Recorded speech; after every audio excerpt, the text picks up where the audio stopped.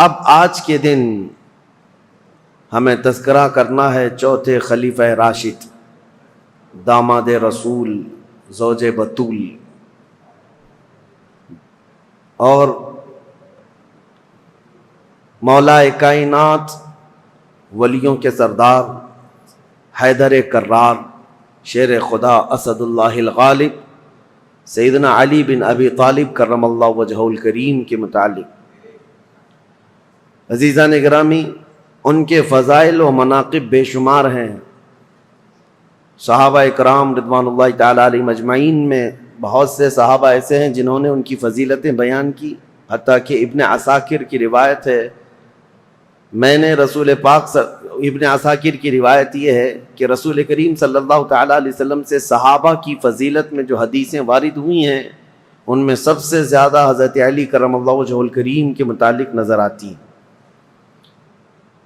حضرت علی بن ابی طالب یہ اول اسلام، سب سے پہلے اسلام میں آنے والے ہیں، سابقین اولین میں سے۔ جب حضور اکرم صلی اللہ تعالی علیہ وسلم لوگوں کو دعوت و تبلیغ پیش فرما رہے تھے مکہ مکرمہ کی وادی میں، اس وقت حضرت علی کرم اللہ وجہہ الکریم مشرف بہ اسلام ہو چکے تھے، جبکہ آپ کی عمر صرف 9 سال کی تھی۔ آپ بچپن سے ہی حضور اکرم صلی اللہ تعالی علیہ وسلم کی تربیت میں رہے۔ معاملہ یہ ہے کہ حضور کے سگے چچا جناب ابو طالب، ان سے حضور اکرم صلی اللہ علیہ وسلم کا بڑا لگاؤ تھا، قریبی تعلقات۔ اس کی وجہ ایک یہ بھی تھی کہ جناب ابو طالب حضور صلی اللہ تعالی علیہ وسلم کی ہمیشہ حمایت میں لگے رہتے، مکہ کے کفار و مشرکین کے خلاف کھڑے رہتے، اور ان کی مالی حالت تھوڑی کمزور تھی۔ کس کی؟ جناب ابو طالب کی، چچا کی، اور اولاد زیادہ تھیں۔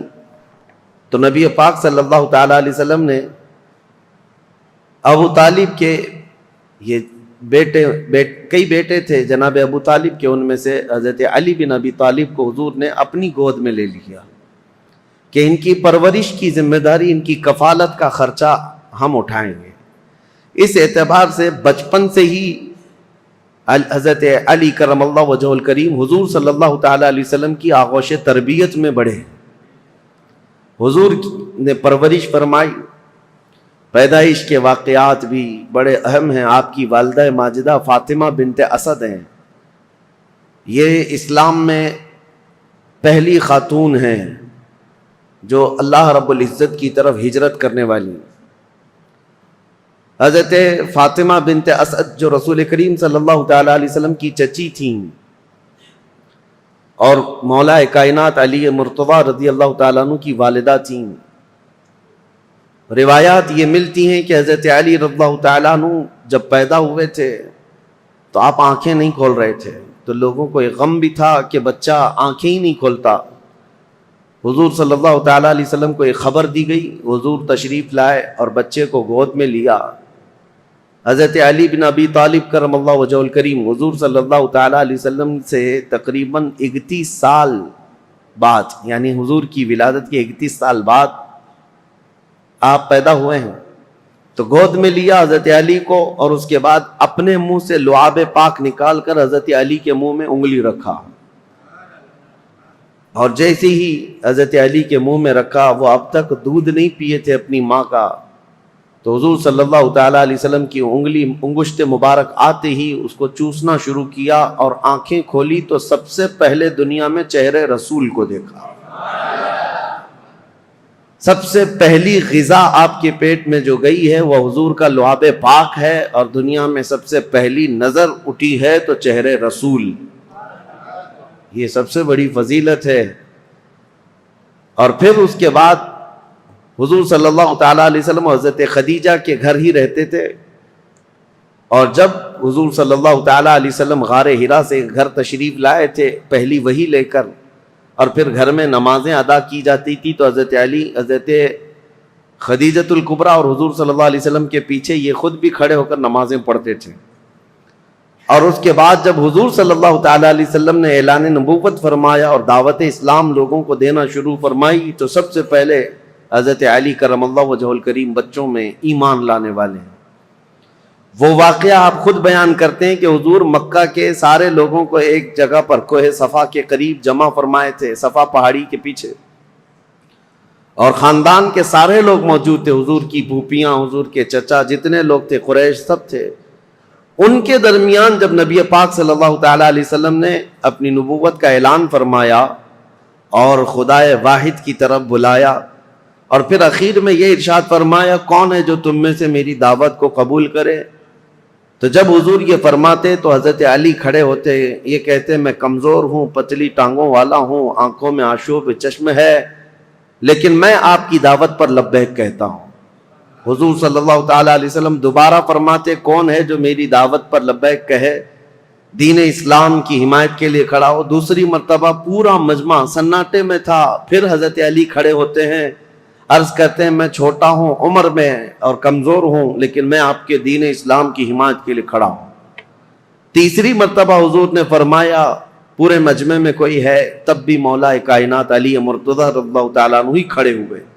حضور صلی اللہ تعالیٰ علیہ وسلم نے ان کو گلے لگایا اور دعا کی مولا اس کی ٹانگوں میں اور اس کی بازوؤں میں قوت عطا فرما۔ نبی پاک صلی اللہ تعالیٰ علیہ وسلم کی دعائے پاک کا اثر تھا کہ پھر دنیا نے انہیں پہچانا ہے، اور اس کے بعد پھر صحابہ خود کہتے ہیں حضرت علی کی طاقت کے مثل ہم میں سے کسی کی طاقت نہیں تھی، وہ حیدر کرار شیر خدا بن کر پوری دنیا میں چمکے ہیں۔ یہ رسول اللہ کی دعا تھی۔ پھر جب نبی پاک صلی اللہ تعالیٰ علیہ وسلم ہجرت فرمانے کے لیے ارادہ فرمایا تو اپنے بستر پر کسی کو نہیں، حضرت علی کو سلایا تھا۔ یہ سخت رات تھی، اور انجانے میں اور غلطی میں کفار و مشرکین جو حضور کے قتل کا منصوبہ بنائے ہوئے تھے، گھر میں داخل ہو کر جو سویا ہوتا بستر پر اس کو قتل کر دیتے۔ حضرت علی کرم اللہ وجہہ الکریم کو حضور صلی اللہ علیہ وسلم نے اپنے بستر پر سلایا تھا اور کہا تھا میں جا رہا ہوں مدینے، اور صبح ہونے کے بعد میرے پاس جو کفار و مشرکین کی امانتیں ہیں وہ دے کر تم بھی مدینے آ جانا۔ حضرت علی چادر، یمنی چادر تھی ہرے رنگ کی، فرماتے ہیں میں چادر تان کر سو رہا تھا اور پتا تھا کفار و مشرکین حضور کے پورے گھر کا محاصرہ کیے ہوئے، رات کے وقت اندر آ کر کوئی بھی قتل کر سکتا ہے۔ نبی پاک صلی اللہ تعالیٰ علیہ وسلم تو گھر سے نکل کر چلے گئے، حضرت علی آرام سے سوتے رہے۔ فرماتے ہیں ان سے پوچھا تھا کسی نے ہجرت کی رات آپ کس خوف سے سو رہے تھے بستر پر؟ وہ قتل کا بستر تھا۔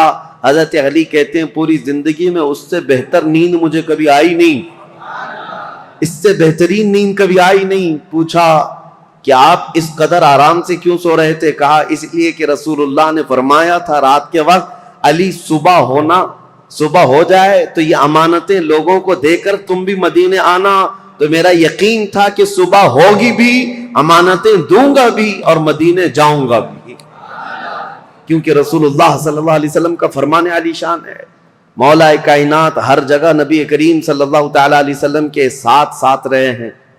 اور آپ کو وہ واقعہ بھی بتا دوں، یہ فضائل پر بات چل رہی ہے، پھر میں خلافت مولا کائنات علی مرتضیٰ پر آتا ہوں، کیونکہ تاریخ میں خلفائے راشدین کے دور میں حضرت علی کی خلافت کا جو دور ہے وہ بہت امپورٹنٹ ہے، اس لیے بھی کہ یہاں سے فرق ہو جاتا ہے اپنوں کا اور غیروں کا۔ یہاں تک منزلیں سیم چلتی رہیں امت اسلامیہ کی، لیکن یہاں آنے کے بعد جماعتیں بدل گئیں، کچھ لوگوں نے اپنا قبلہ الگ کر لیا، کچھ لوگوں نے الگ کر لیا ہے۔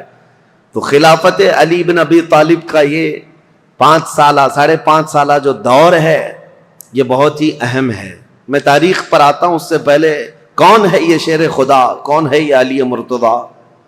حضور صلی اللہ تعالیٰ علیہ وسلم کی گھر میں پرورش پانے والے، دعوت اسلام میں جہاں جہاں حضور جاتے تھے ساتھ جاتے تھے۔ جب کبھی حضور لوگوں کو تبلیغ فرماتے آپ حضرت علی حضور کے ساتھ رہا کرتے تھے۔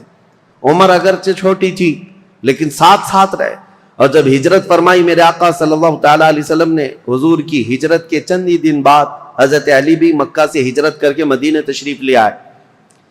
اب ہجرت کے بعد 2 ہجری تھی، یعنی حضور صلی اللہ علیہ وسلم کی ہجرت کے 2 سال بعد مدینہ طیبہ میں نبی کریم صلی اللہ تعالیٰ علیہ وسلم نے اپنی سب سے لاڈلی لخت جگر سیدہ کائنات فاطمہ الزہرا رضی اللہ تعالیٰ عنہا کا نکاح حضرت علی بن ابی طالب کے ساتھ فرمایا۔